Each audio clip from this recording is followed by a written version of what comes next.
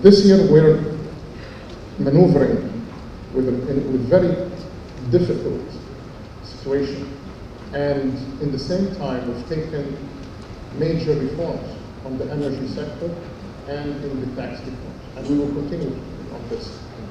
The first batch saved or will generate about 2 to 2.25% of GDP.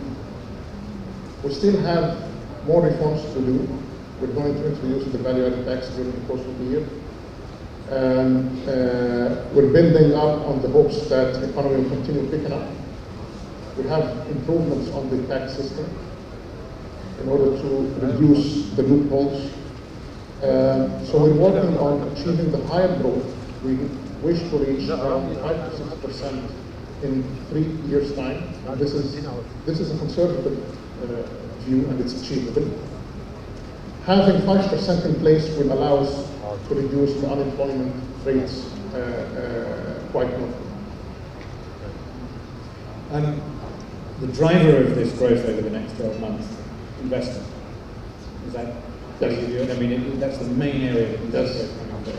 And investment in the infrastructure investment in mega projects. Investments in the infrastructure, in the mega projects, in those projects that will be provided by the PPP, private investments. I see even in the industrial sector, if you look into where the Q2 and Q3 growth is stemming from, it's stemming from the manufacturing sector. This is the typical sector that was the engine of growth in 2005, 2006, and 2007, when the economy was growing at 7% or north of 7%.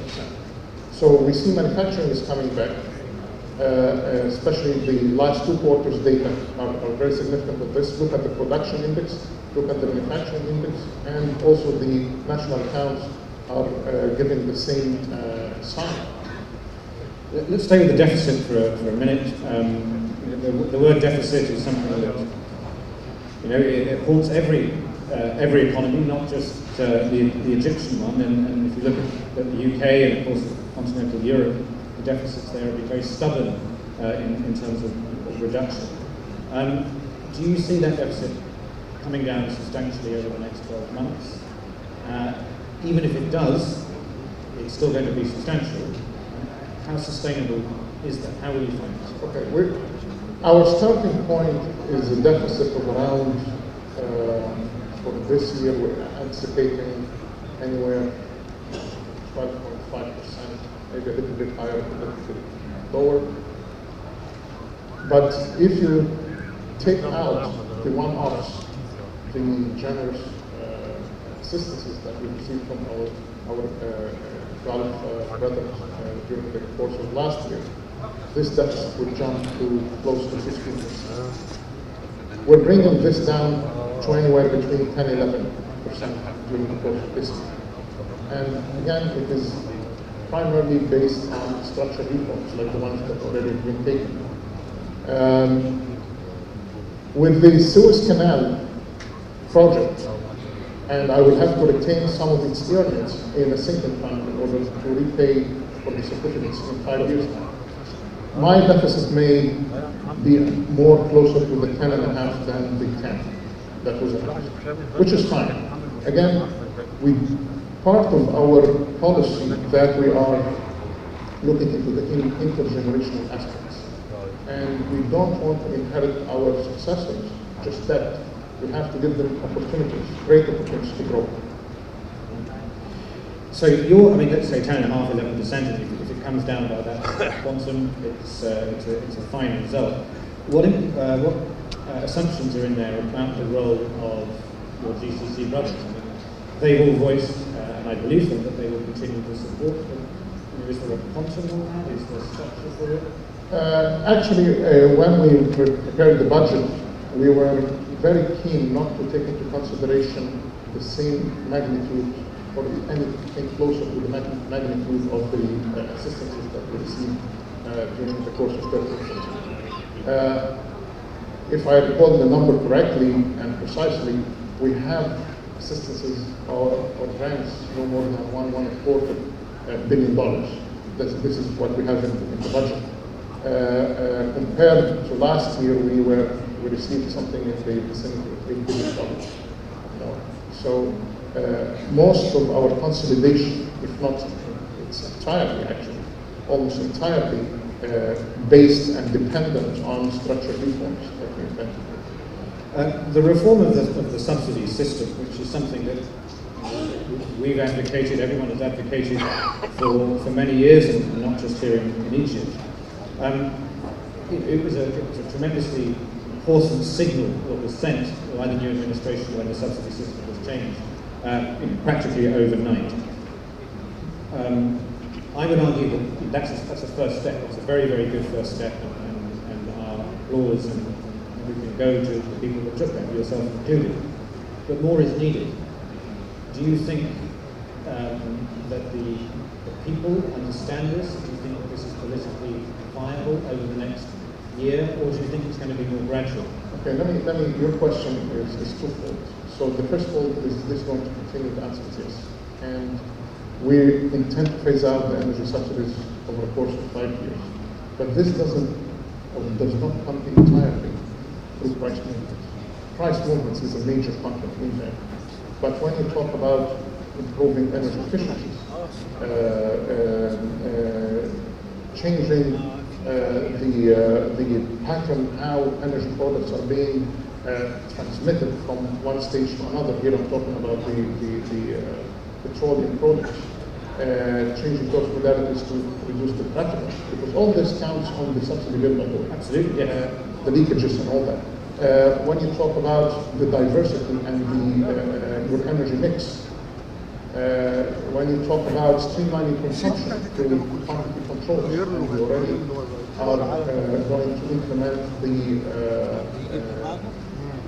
pilot project for the smart card system, long-awaited smart card system, in the coming few weeks. So we're having the pilot project to be banned, and having all this together, we will be able to phase out the energy subsidies. Not fully, I wouldn't say fully, but I would say like 80–90% of the energy subsidies in the coming 5 years. Yeah, and every country, my own included, have some form of energy subsidies directed. I mean, in the UK we have a special rate of VAT, so energy subsidies per se, there's nothing wrong with them. The second fold of your question is how people accept this. There is a lot of effort in communicating the message, and this is what we did extensively before moving the prices back, and we started in March, April, May, and June, until we had the price movements in July. So there is a lot of communication effort that is needed from all of us, but equally important is how to structure the social safety net in order to protect the most vulnerable groups from these price movements. So this we're working closely with the Ministry of Social Solidarity and the Ministry of Supply, and you may have noticed that the distribution modalities for the ration cards is changing. We're moving gradually more towards sort of cash or quasi-cash transfer system. As I mentioned, the constitutional mandate, which requires us to increase spending on education and health to 10% of GDP by year 16-17, and we will be primarily directed to improving the services for the people, not to increase wages. All these together will help with major pension reforms that is underway, will help to have this protection to the different vulnerable groups. So let's look now at 1 to 4 years, so the medium term. Euromoney obviously is an international organisation. The word euro in our name comes from the euro market, it's the bond market, it's not currency.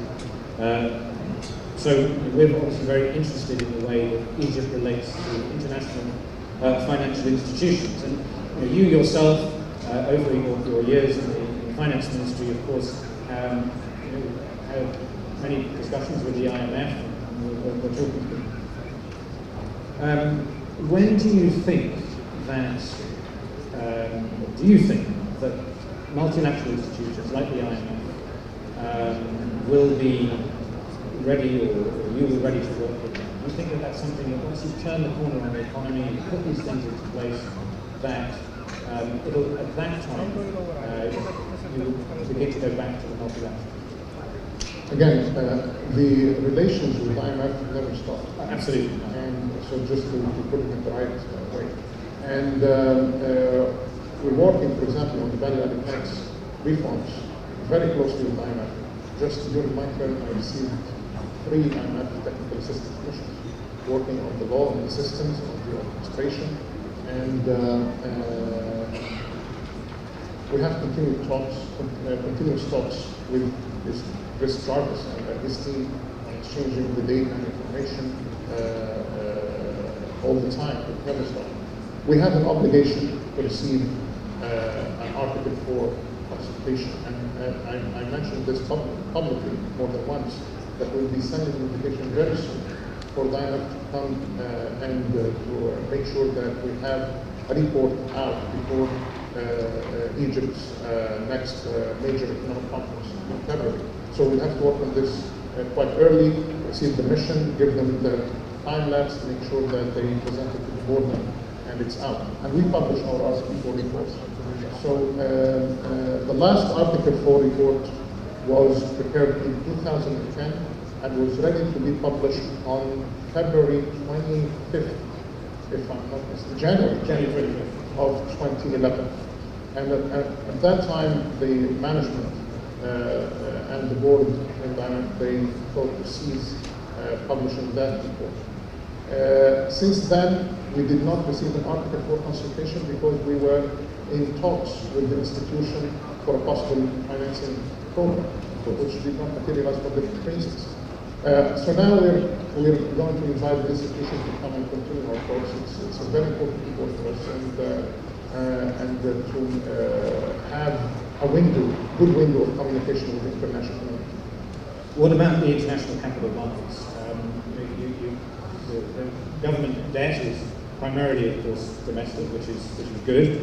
You have relationships where the country has issued bonds. Do you view the international capital markets as a potential funding source? And if so, when do you think the country might be ready for it? We're open to any investment opportunities as long as it will help us to close our financing gap. It's just an issue of the appropriate moment. And to see if the market will be also appropriate. Are you looking at maybe sukuk structures and things like that? I mean, that's something that Egypt has never done, a sovereign sukuk, but they seem to be all the rage at the moment. Oh, that's for the Minister of Investment to answer when it comes of this change. I don't want to take. I will ask you that question. No, but the point is that we're open to all the different sources of funding from the international markets. Sure. It's essential. Let's look out a little bit further and also pick up what you said twice, actually, which is about the mandatory or desired investment in the future of the country, by which I mean education, healthcare. The long-term future, the platform for the development of Egypt, when you and I are long gone, is the education system, which has been woefully underinvested in by all administrations. You said the figure 10% of spending by 2016, 2017. What's that going to be? What are you going to spend that on? And is there the capacity within the economy to absorb that in those sectors? Mostly on the infrastructure, equipment, and service improvements. And way less on wages. Already there were wage corrections in the 2 sectors which started since 2008, that goes back that far. And it continued to go. The very last stage that we did for the physicians was in just last month.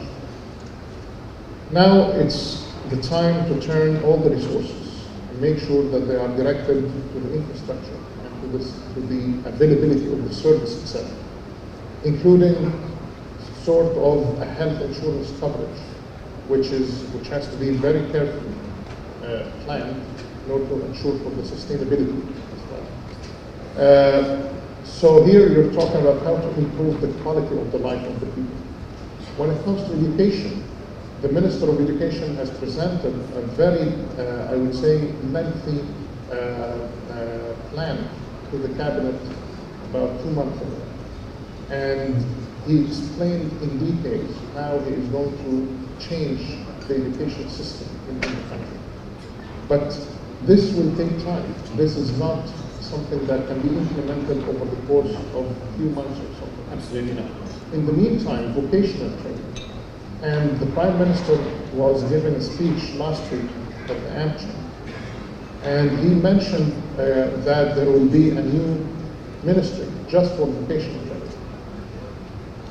All investors I meet, when they ask me what is or where is the best venue we should be making our social corporate responsibility, I say in the vocational training. Just build an institution.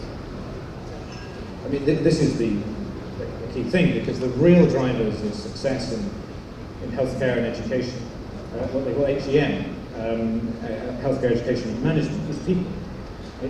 Is having trained and then experienced and well-compensated people. And this is a challenge that faces all countries, not just countries like Egypt or the region. We face that in Europe, and they face it in the US. In your view, is it the government's role to, and I know you're not the education minister, so is it about training the people, or is it about creating the environment in which the people can get trained? Both. It's about training the people, it's about training the teachers themselves, it's about the curriculum, it's about the environment where you get into education. And that's why when you ask me your first question, where this additional money will be for me, I'm telling you it's in the service itself, okay? Including the training of the teachers, including the number of schools, the density of pupils in each school. So you talk about the entire system itself. I am responsible to provide financial resources for this and make sure that it's not expansionary, it's not inflationary, and to have it available on a timely basis for that system to improve. But the psychology is there. It has to be the people. I mean, we work in say, for example, in Saudi Arabia. You know, they have enviable capital resources. They have built lots of infrastructure. But as yet, the people to populate that infrastructure in terms of the professionals are not really there. So you understand that that's the key thing. We probably have to draw to a close. I'm very sorry, Minister. Is there any final remarks that you'd like to leave our audience with this time? The final message is that we are very keen to address our macroeconomic imbalances, and it's the entire government direction. It is not a Minister of Finance on his own or the central bank governor on his own. There is coherence, and there is an agreement on where we're heading, where we should be heading, where we should place this country and this economy. It is vastly underutilized. Every member in the cabinet understands this, and we're working to make it back to full utilization of the convention. Thank you very much. Please join me in thanking you.